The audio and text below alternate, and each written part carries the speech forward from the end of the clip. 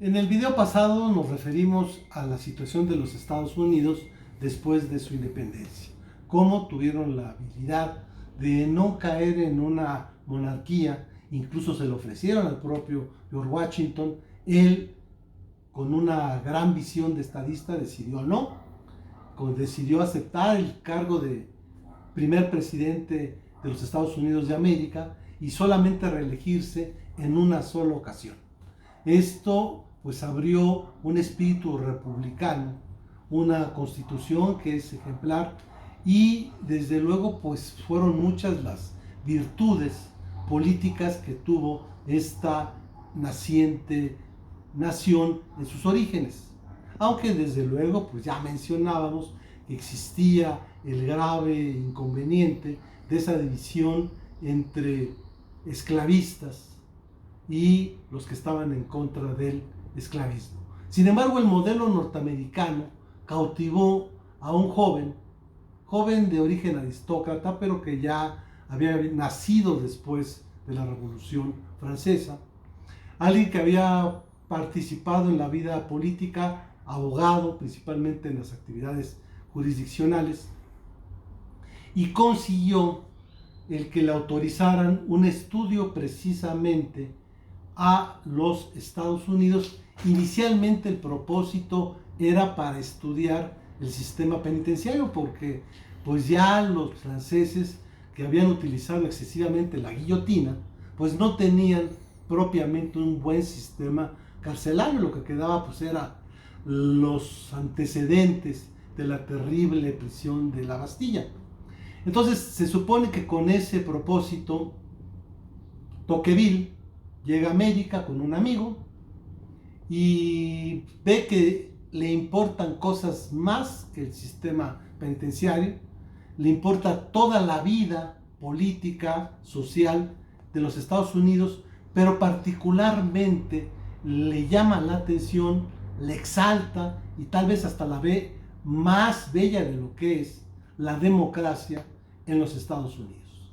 Entonces su gran obra, La democracia en América, inicialmente era un estudio de la situación en los Estados Unidos, pero la verdad es que Tocqueville no tenía solo el interés en los Estados Unidos.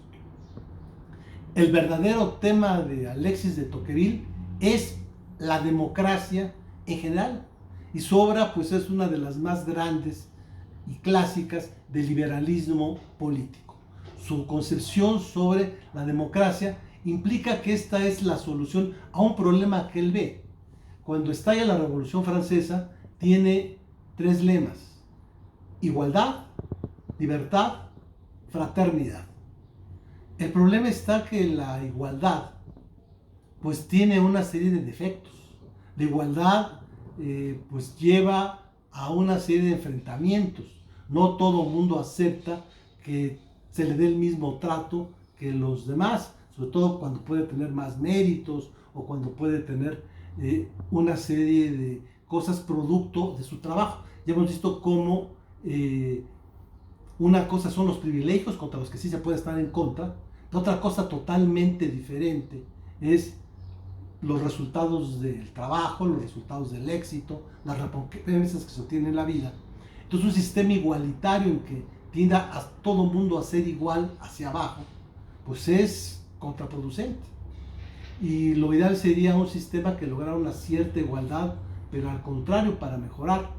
Entonces, la idea de la igualdad puede dar lugar a que de una situación en la que hay un tirano unipersonal se pase a un tirano que es todos los que de alguna manera limitarían las posibilidades de progreso y desarrollo de los demás. Entonces él encuentra que el equilibrio de los defectos de la igualdad se van a encontrar en la libertad.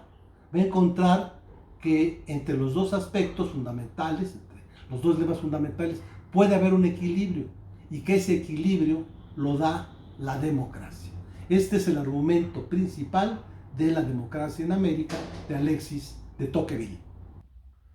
Alexis de Tocqueville nace en 1805, va a vivir un poco, solamente hasta 1859, y sin embargo, pese a lo poco que vivió, su aportación es monumental, no solo en el campo del derecho, de la sociología, sino fundamentalmente de la ciencia política. Tal vez sea una de las obras clásicas fundamentalmente del tema la democracia. Tocqueville es un jurista, es uno de los más importantes ideólogos del liberalismo, pero que viene de una familia que era aristocrática, que recibió cuidados y beneficios del rey, y esto le hace decir que él no tiene partido, que su único verdadero partido es la verdad o en todo caso la libertad, pero que ni él está del lado de los monárquicos que pretendían en aquel momento, que ya habíamos visto, pues estaba regresándose a un gobierno que no era estrictamente democrático en Francia, pero tampoco era un demócrata, en el sentido de pensar que la democracia era lo máximo. O sea, esta situación le permite una visión muy objetiva, muy, digamos, imparcial. Él mismo se dice que no pertenece a ninguna corriente, y esto lo hace ser verdaderamente libre. Él decide, de hecho, procura, porque como que ya desde esa época y siempre, pues uno ve mejor lo que pasa en otros países. Uno piensa el sistema político de tal país es mejor que el mío o el nuestro. Entonces, en ese momento, pues lo que llegaba a Europa de los Estados Unidos era que en Estados Unidos se vivía muy bien, por eso una gran cantidad de europeos migraban en masa a esa nueva tierra de oportunidades que eran los Estados Unidos. Entonces, él no se fue desde luego a Estados Unidos para hacer la América, como muchos, no lo necesitaba, rico, de abolengo, ya con una plaza como magistrado. Entonces, él va a Estados Unidos con un propósito muy concreto: estudiar el sistema penitenciario. Y no hizo una estancia, además, muy larga. Él estuvo ni siquiera el año completo, 9 meses.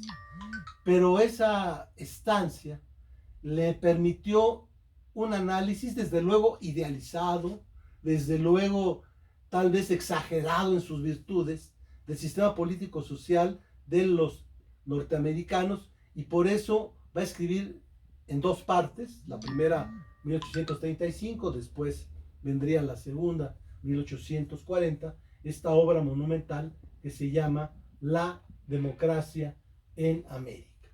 Él iba acompañado de un amigo, Gustavo de Damont, ambos franceses, ambos patrocinados, ambos con la idea de ser magistrados.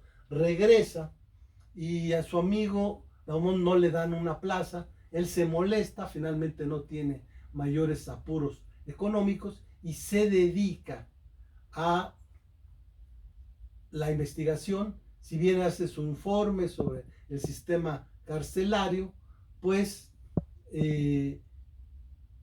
a diferencia de su amigo que escribe una novela, Tocqueville habla de la democracia, y desde luego los Estados Unidos son el pretexto para analizar la democracia en conjunto. O sea, hay que señalar, por ejemplo, cuando uno lee las dos obras, las dos partes, los dos tomos, la primera es bellísima, es una introducción muy fácil. El segundo tomo le costó más trabajo, y cuesta más trabajo también la lectura, es más árida, pero desde luego la primera parte habla precisamente de este movimiento democrático, social, y en el otro, pues es donde ve que hay problemas, que no todo es color de rosa, que en un momento determinado él establece algo que es muy importante. La democracia no es el gobierno perfecto. La democracia tiene muchas imperfecciones. La principal de ellas es que no es el gobierno de todos, es el gobierno de la mayoría. ¿Y esto qué puede dar por resultados? Pues que se dé lo que él teme, lo que más le preocupa, la tiranía de las mayorías. O sea, lo que tal vez ahorita estamos viendo muchos en nuestro país, en muchos otros. De repente alguien que tiene la capacidad de controlar a la mayoría puede convertirse en un tirano, igual que antes el que solamente con su poder gobernaba a todos. Ahora la mayoría puede generar una violencia, una subordinación a los que no están de acuerdo con esto, y esto desde luego da como resultado una ausencia de libertad. O sea, finalmente la tiranía de las mayorías también va en contra de la libertad, como la tiranía de un solo hombre. Él dice, da lo mismo que me metan el caldazo por la orden de uno que por la orden de 1 millón. De todos modos, me están limitando en mi libertad. Y eso es lo que preocupa. O sea, de alguna manera, la igualdad es uno de los aspectos básicos, fundamentales, algo que dice él mueve, porque en un momento determinado nada había más hostil a los pueblos que ver privilegiados por ver un gobierno en el que había estamentos, en el que el clero y los nobles tenían un sistema distinto. No, el sistema de igualdad que él ve, dice, es un avance. ¿Por qué? Porque se acaba con esto, con un orden en el que hay jerarquías. Se acaba con ese sistema jerárquico y ahora todos son iguales, todos los ciudadanos son exactamente iguales. Nada más tienen a un gobernante, y ese único gobernante no es alguien en particular, es el Estado, es quien se ajusta necesariamente a las leyes. Por eso la idea de la igualdad en principio es positiva, pero en un momento determinado va a reducir las posibilidades de mejoría, de avance, y simplemente convertiría a los seres humanos en seres aislados, en seres que caerían, pues no en un egoísmo, pero sí en un individualismo negativo, en el cual no se preocupan por lo que sucede en su iglesia, en su condado, en su estado, lo dejan a otro, a un grupo de personas, algo que ni existe, que es el gobierno, y hacer que el gobierno, y finalmente se sienten iguales porque ese gobierno, los mismos impuestos, las mismas leyes, las mismas limitantes, se las ponen a mí y al vecino de los demás. Pero finalmente, pues esto no es la solución. Entonces, el desarrollo de la igualdad, pues va a dar como resultado que no haya progreso humano, que se suspendan posibilidades. Entonces, dice él, no basta. Yo tengo una pasión incluso mayor a la de la igualdad. Dice él, es el amor a la libertad y a la dignidad humana. Todas las formas gubernamentales son menos o más perfectos para satisfacer esa santa y legítima pasión del hombre. O sea, aquí vemos el espíritu pleno del liberalismo. El Estado, su función tiene que ser la de garantizar más la libertad y la dignidad, aunque exista una necesaria desigualdad. Dice él, en este Estado social igualitario, fíjense, hablaba de un Estado socialdemócrata, aunque todavía él no es un socialdemócrata, él es principalmente un liberal, todavía, digamos, en esa época era cuando empezaban algunos teóricos del socialismo, pero él es plenamente liberal. Él establece, aunque llame Estado social igualitario, pues dice, funciona muy bien en los Estados Unidos, este Estado que él llama social igualitario. No hay situaciones como las que existen en otros países, y por eso va a exaltar esta situación, incluso lo va a comparar con lo que existe en su Francia, en donde hay un caos, en donde todavía hay una incongruencia entre lo que se luchaba y lo que se consiguió. Entonces, él no está en contra de la revolución, la llama revolución social, en realidad fue la Revolución Francesa, que era la revolución liberal. Y dice que pues ha buscado el desarrollo más completo, más pacífico, a fin de discernir claramente las consecuencias naturales y con el propósito de que todo esto sea en provecho de el ser humano. Entonces, la democracia tiene esa virtud, pero también tiene el defecto de que la mayoría es un poder que no tiene situaciones que se resistan. No puede acudir al Estado porque finalmente el poder ejecutivo pues fue electo por la mayoría. A veces también el legislativo son representantes de la mayoría. El judicial, si no es electo por la mayoría, pues es por los otros gobiernos, por los otros partes del poder. O sea que finalmente la mayoría se impone y esto va a ser en el cual las situaciones sean de alguna manera tampoco convenientes. Entonces, ¿cuál es la situación? ¿Cuál es lo que tiene que hacerse? Hay un freno, un límite para los abusos de la mayoría. Y ese límite es precisamente la democracia. ¿Cómo consiste? En primer lugar, dice Alexis de Tocqueville, la democracia tiene que empezar por abajo. Esto es, los condados, tiene que empezar por los grupos más pequeños. En estos grupos pequeños en los que los intereses son más comunes, donde se conocen quiénes son los que de alguna manera pueden dirigir, esto permite que si hay democracia en esas comunidades, pues esto sea un freno para los excesos y para los límites. También él cree en algo. Él piensa en cuestiones que él considera fundamentalmente de religión, aunque tendría que ver con la ética. Entonces sí, en un momento determinado la mayoría puede decidir algo, pero si va en contra de los principios éticos o religiosos, eso también es un freno o un límite. Él dice, no puede haber un choque entre lo religioso y lo político.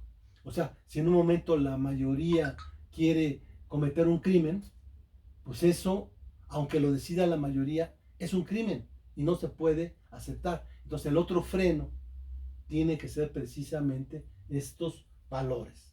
Y desde luego es un sistema en el que se ponen límites. En esto se establece, por ejemplo, la cuestión fiscal, que es una de las cosas importantes.